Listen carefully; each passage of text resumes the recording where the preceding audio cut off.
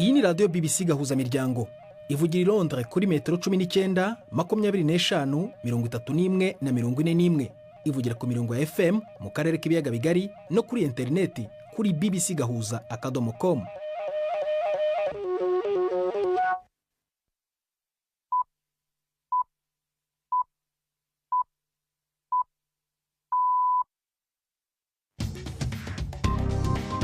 Ubu ni saa 10 n'igice ku isaha mpuzamahanga ya GMT, ni saa 12 n'igice ku masaha yo mu Rwanda no mu Burundi.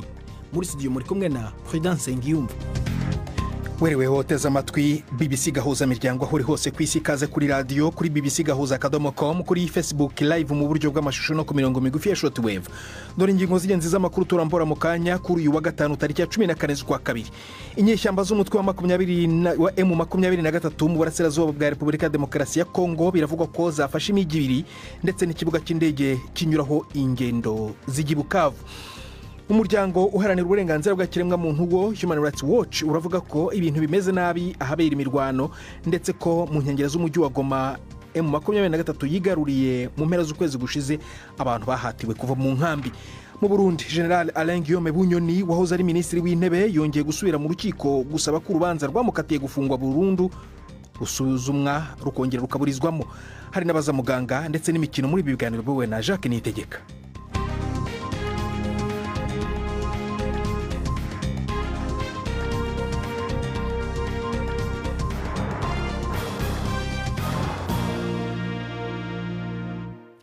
Ibyo byose n'ibindi bikubiye muri aya makuru ni mu kanya, nyuma y'uko Prime Ndikumagenge abanza kubagezaho incamake y'andi makuru y'ingenzi avugwa ku isi, arabagezaho ari muri studio za BBC i Nairobi.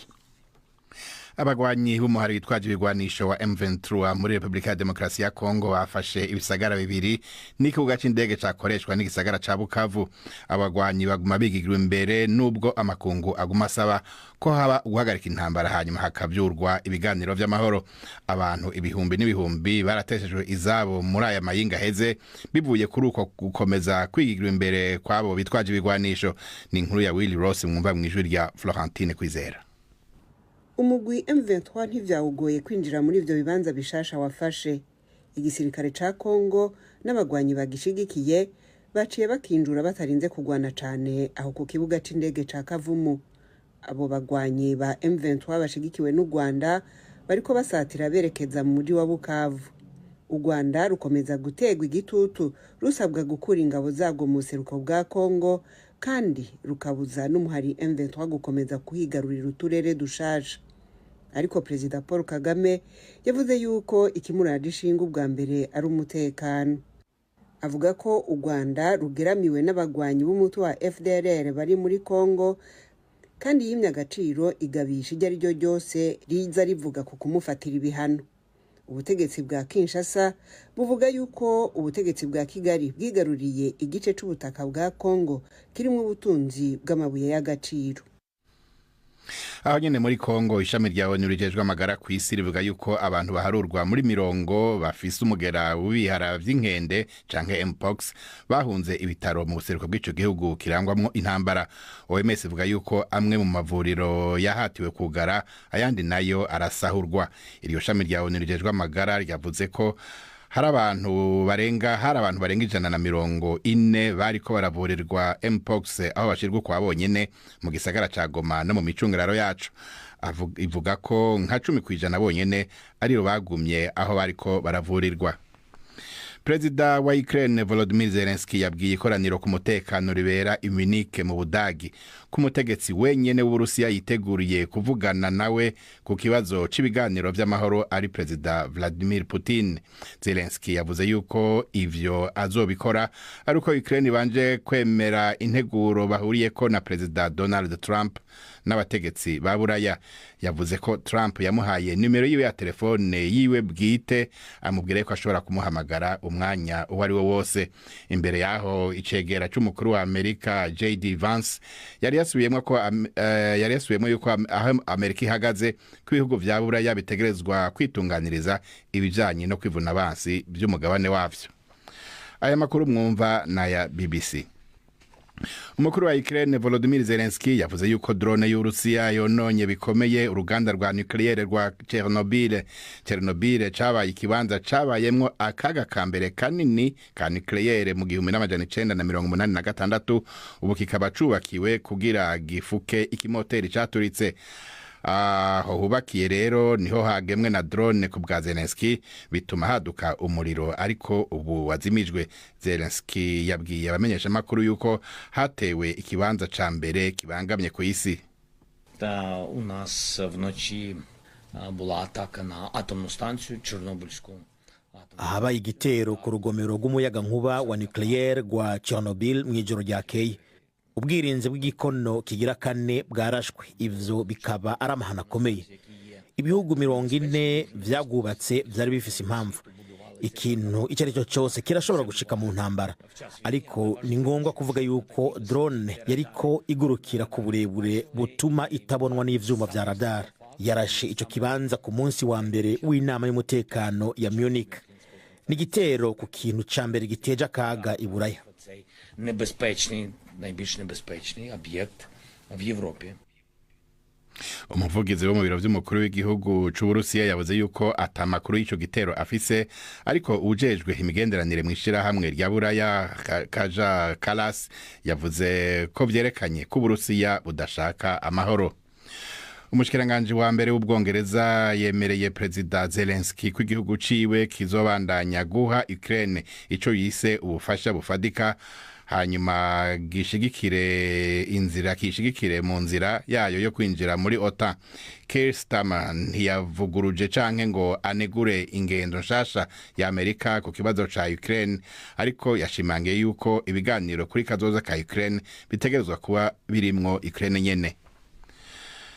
Ndangirize kuri iyo nkuru ya Hamas yasohoye amazina y'abantu batatu bagizwe imbohe izorekura ejo aho bukera kwa gatandatu ibakavye n'abanyororo b'abanyepalestina.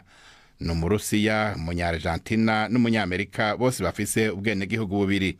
Uwo muharo bwa mbere wari bavuze yuko usibije itangwa ryabo bantu, uvuga ko Israel yarenze ku masezerano yo guhagarika intambara muri Gaza, ariko inyuma y'ibiganiro bihagarikiwe n'abahuza i Cairo hamwe no gukangisha kwa Israel ko izoca ivyura intambara abo bantu baterekuwe nk'uko byategekanijwe, Hamas yaciye yemera kubahiriza ikirangamisi. Prida urakoze Prime, ndiko magenge kuri ayo makuru ya BBC.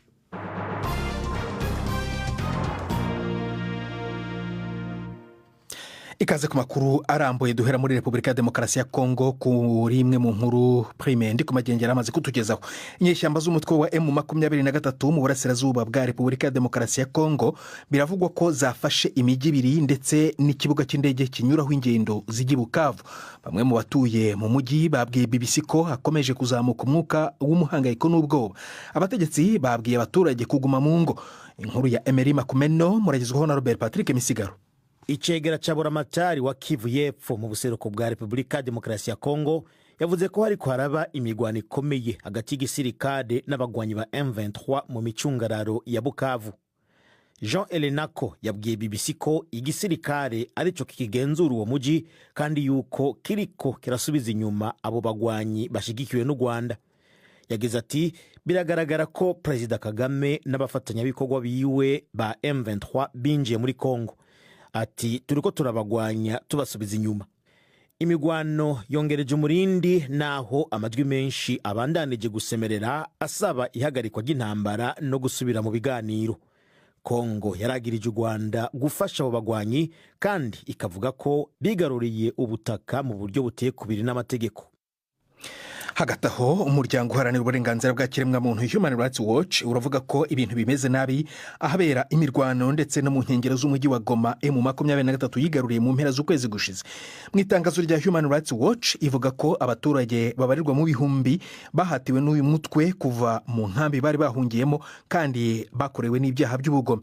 Human Rights Watch inavuga ko ngo abavuye mu nkambi bagiye nta kivurira kandi ibikorwa by'ubutabazi byahagaze kubera imirwano.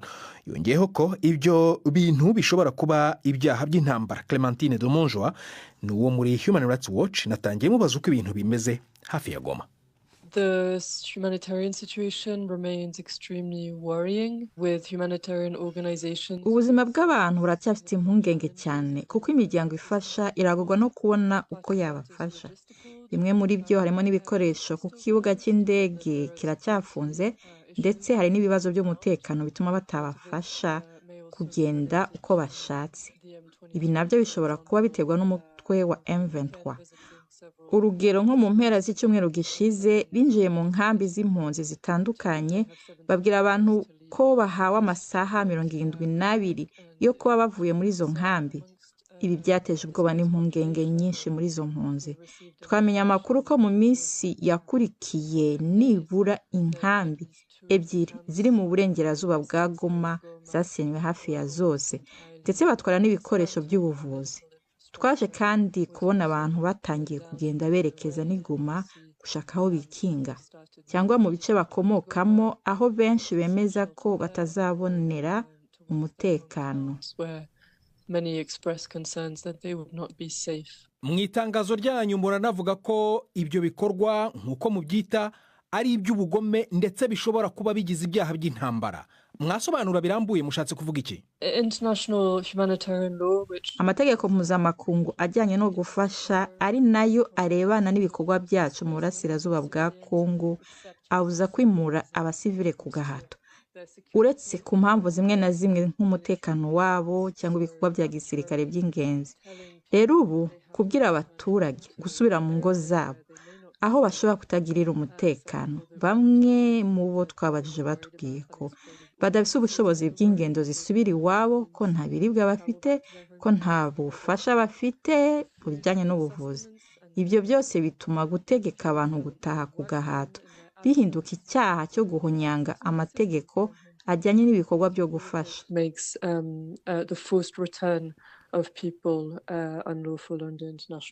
None se mwe murasaba ko hakorwa iki? Turahamagarira M23 korohereza imiryango ifasha igasubira gukora kandi ikizezwa umutekano. Turahamagarira kandi ndetse n'ingabo z'u Rwanda kutimura abaturage ku mbaraga no kutoherezwa mu bice bakomokamo mu gihe wumva ko nta mutekano bahabona.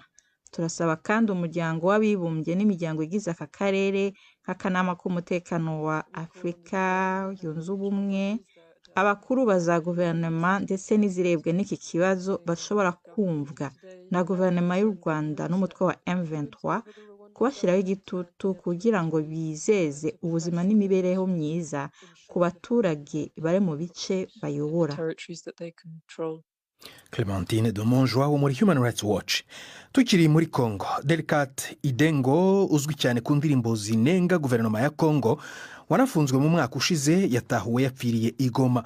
Yarasanzwe afunze ategereje kuburanishwa ku byaha byo gushishikariza abantu gufata intwaro nyuma yo kubera imyigaragambyo yasabaga ko ingabo za Loni ziva mu gihugu. Inkuru ya Emery Makumeno murezwaho na Jacques Nitegeka. Uyu muhanzi ubundi izina ry'amavuko ryari Delphin Katembo Vinywasiki ni umwe mu banyururu 4,400 batorotse gereza ya Munzenze mu mujyi wa Goma igihe wafatwaga n'umutwe wa M23 mu mpera z'ukwezi gushize. Uburyo yapfuyemo ntibiramenyekana. Yaba guverinoma cyangwa M23 nta bisobanuro batanze. Delika yamamaye cyane muri Repubulika ya Demokarasi ya Kongo kuva yatabwa muri yombi mu kwezi kwa 8. Indirimbo ze zanengaga cyane leta ya Kongo benshi mu banyagihugu zabakoze ku mutima. Muri 2021 yakurikiranywe n'ubucamanza ashinjwa gutoka Perezida Felix Tshisekedi no gukwirakwiza bihuha muri imwe mu ndirimbo ze aho yashinjaga perezida ko atashyize mu bikorwa ibyo yiyemeje gukora. Yakatiwe gufungwa imyaka 10 ariko mu nyuma yaje kugirwa umwere n'urukiko mbonezamubano rw'Ibeni. Avuga ku rupfu rwe umukuru w'abatavuga rumwe na leta Martin Fayulu waje ku mwanya wa 3 matora rusange yo muri 2023 yatangaje ku rubuga rwa X rwahoze ari Twitter ku gihugu gihombye intwari yari yemeje kwitangira ubumwe bw'abanyagihugu. BBC gahuza miryango saa moya zirabura iminota 16 mu Rwanda no mu Burundi, ni saa 10:44 ku masaha i London mu Bwongereza. BBC gahuza miryango yumva no kuri Kisoro FM muri Uganda ndetse no kuri BBC gahuza akadomo.com. Mu kanya turagaruka ku makuru arambuye nyuma y'aka karuhuko gato cyane.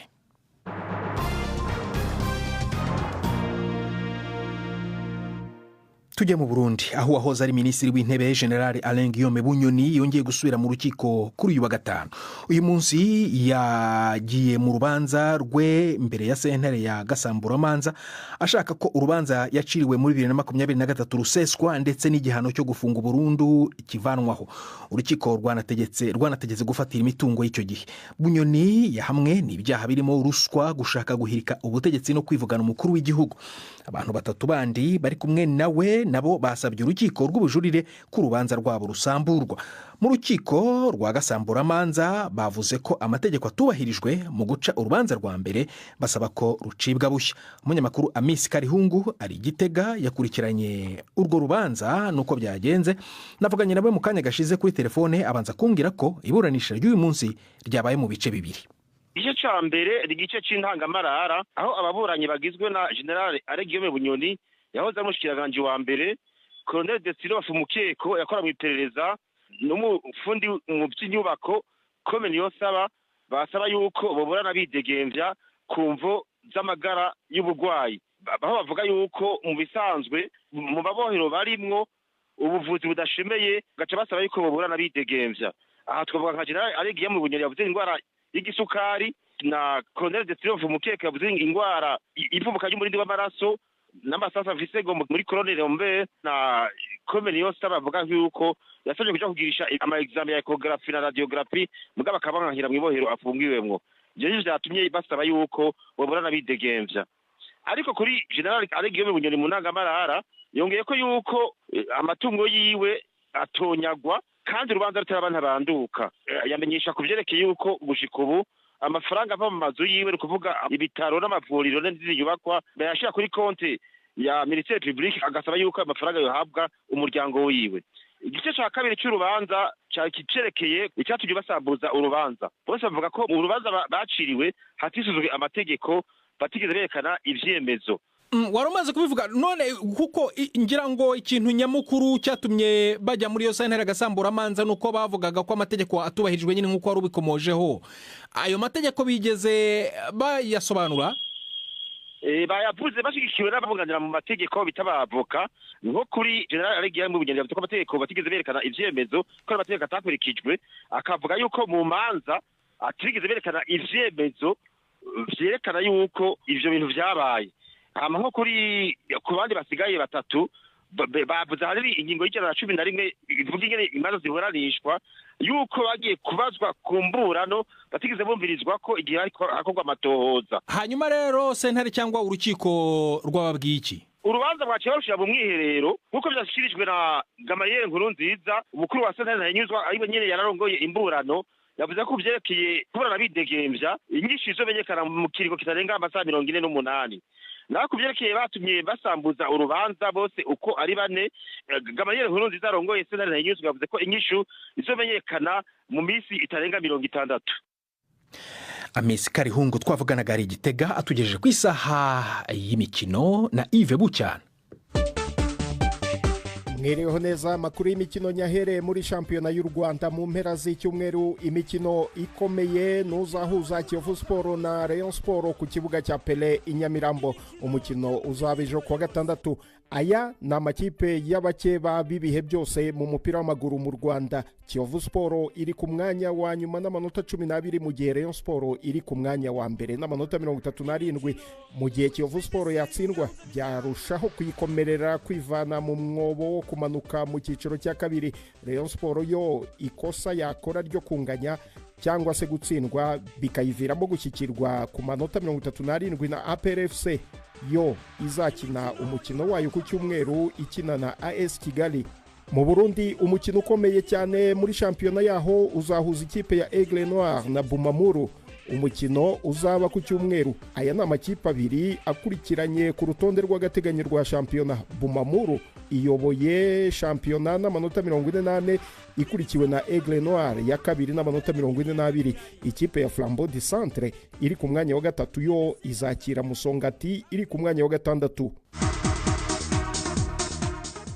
tujye mu Bwongereza. Shampiyona y'icyo gihugu iduhishiye byinshi muri izi mpera z'icyumweru, mu gihe amakipe nka Arsenal na Manchester City ataka imvune mu bakinnyi bayo, cyane cyane Arsenal ubu idafite rutahizamu ufatika.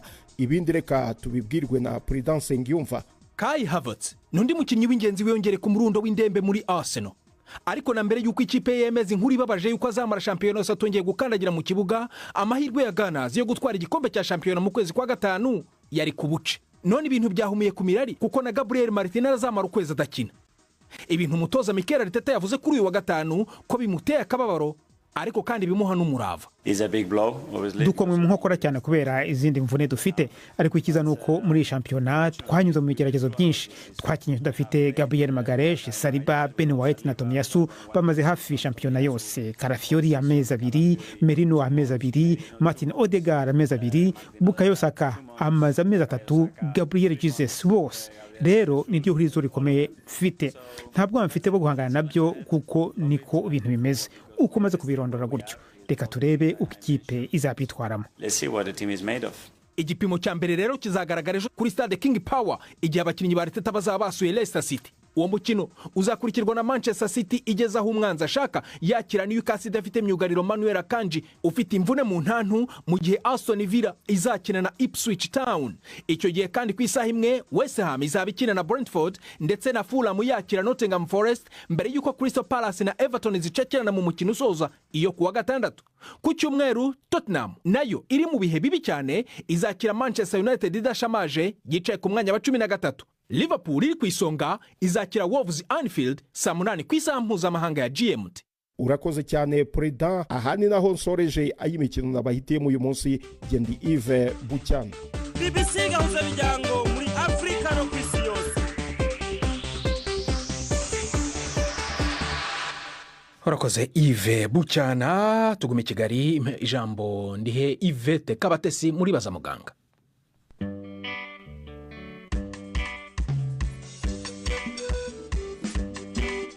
Mwiriwe neza. Prolapsus genitale ni uburwayi bufata inyama z'abagore ndetse bukunze no kurwara abatari bake. Ese bwaba ari uburwayi bwoko ki? Turi kumwe na muganga Gaspard Ntahonkiriye mu bitaro bya Kacyiru. Prolapsus genitale ni indwara y'abagore hamwe bihimba byo mu nda bigizwe cyane cyane na nyababyeyi, aricyo gitereko, vesi n'uruhago na mara yeho yepfo yaje twita rectum, bishobora kumanuka biciye mu gitsina. Ikintu kibitera cyane cyane ni nk'umubyeyi yabyaye kenshi akabyara abana muri iki gihe cyo gusunika bikamufata amasaha menshi, akabyara abana bibiro byinshi.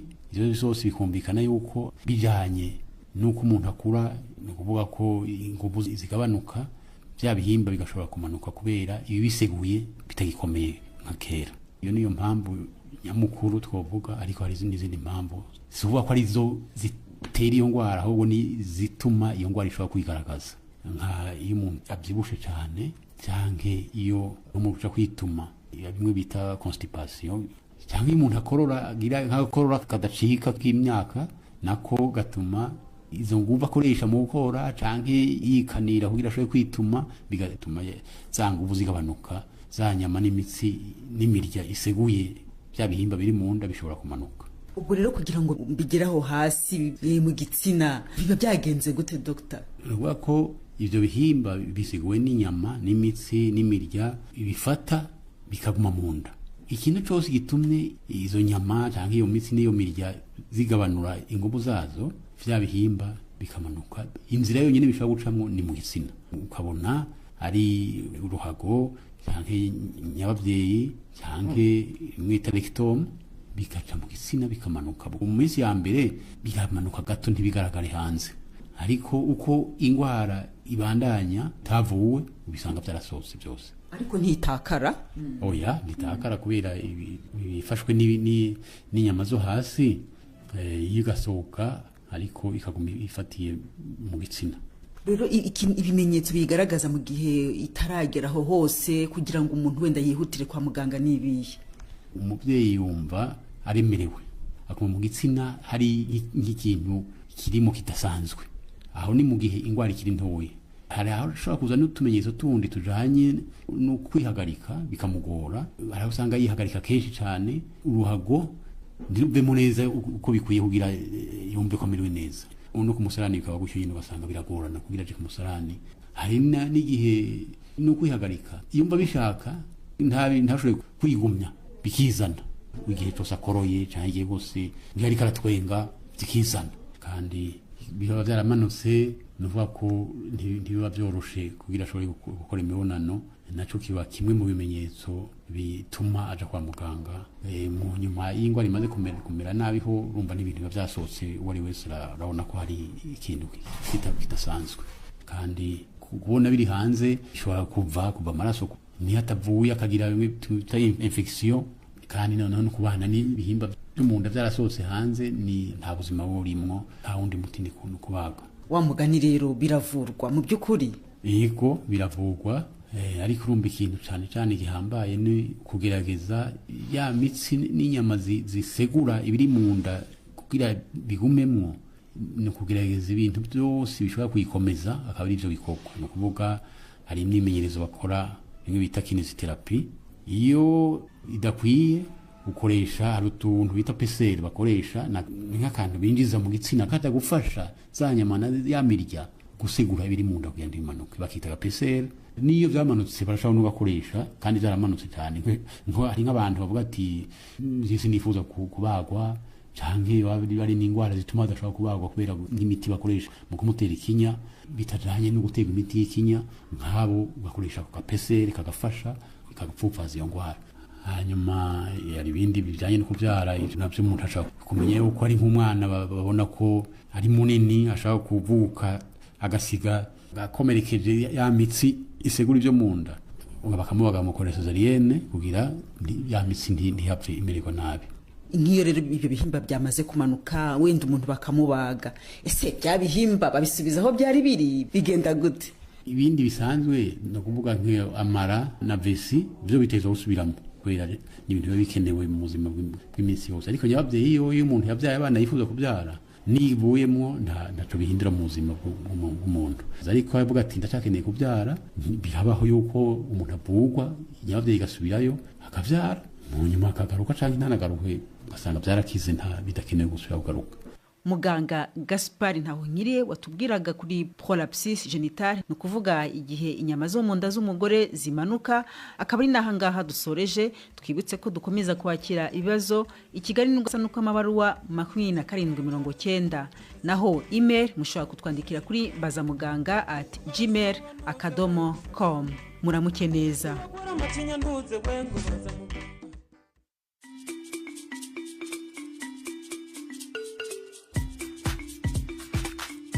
BBC Gahuzamiryango yabateguriye uburyo bwo gupakurura ibiganiro vyayo mukabibika muri telefone ngendanwa zanyu canke computer, mukaza kuvyumviriza igihe cyose mubishakiye.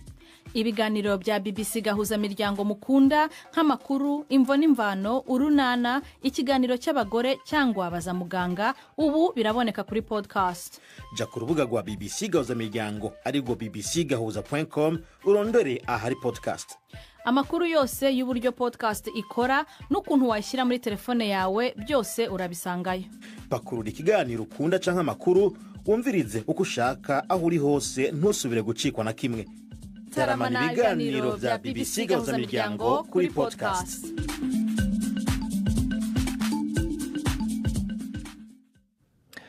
Aha ni naho turi kurangiriza ibiganiro byacu rero byo kuri uyu wa gatanu. Niba utabashije kubyumva wakongera ukabyumva ugiye kuri bbcgahuza.com cyangwa se kuri Facebook mu buryo bw'amashusho. Mbere kuva muri season nkubwira ko ejo mu kiganiro cy'imvo n'imvano tuzongera gusubira mu Bubiligi, aho tuzavugana n'abarundi babiri, Divin Bandura ndetse na Jesus Marie Joseph, bashinze umurwi ukina umuziki wa karaoke witwa Green Lions. Ku cyumweru ni ibiganiro bibiri by'urunana byahise muri iki cyumweru rero, ariko inkuru ikomeye twabagejejeho nuko inyeshyamba z'umutwe wa M23 mu burasirazuba bwa Repubulika ya Demokarasi ya Kongo zafashe imijyi ibiri ndetse n'ikibuga cy'indege kinyuraho ingendo zijya i Bukavu. aya makuru yarayobowe na Jacques Niyitegeka, twafashijwe na Derek Clark kugira ngo amajwi yakugeraho ameze neza. Ndi Prudence Nyumva wakoze guhitamo BBC Gahuza Miryango kuri wa gatanu ndetse no muri iki cyumweru cyose. Uraraharyana weekend nziza naho utaha. Ndi Prudence Nyumva.